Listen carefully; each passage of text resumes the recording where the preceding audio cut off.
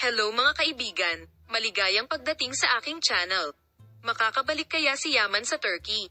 Ngunit sa kabilang banda, may mga kapana-panabik na pahayag na gusto niyang makita si Özge Gürel sa kanyang proyekto. Kahit na kamakailan lang ay nasa ibang bansa si Ken Yaman, patuloy siyang gumagawa ng pangalan para sa kanyang sarili. Sa pagsasahimpapawid ng finale ng serye sa Turkey noong 2020, napunta sa Italy ang karera ni Yaman.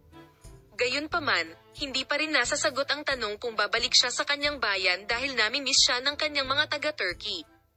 Ang sagot sa tanong na ito ay sa wakas ay nagsimulang lumabas. Ayon sa balita, si Ken Yaman ay malapit nang bumalik sa Turkey, ngunit ang pagbabalik na ito ay tila nasiyahan sa kanyang mga tagahanga at nagbabadya ng maraming mga bagong proyekto. Kabilang sa mga kagiliw-giliw na pag-unlad na ito ay ang kasunduan na ginawa ng Turkish actor sa Disney+. May balita na si Ken Yaman, na nakatira sa Italia at nagpapatuloy sa paghahanda para sa serye ng Sandokan, ay gustong makibahagi sa isang bagong proyekto sa Turkey. May mga chismis din na maaaring si Özge Gürel ang kanyang kapareha sa proyektong ito.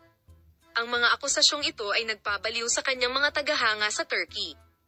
Nagdulot ng kaguluhan ang muling pagsasama ni Ken Yaman at Özge Gürel. Gayunpaman, hindi lamang sina Ken Yaman at Özge Gürel ang sangkot sa insidente.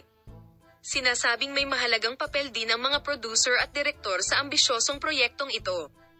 Sinasabing si Kerem Dir ang napili bilang producer ng proyekto at magdadala siya ng duality sa Turkish television world sa proyektong ito.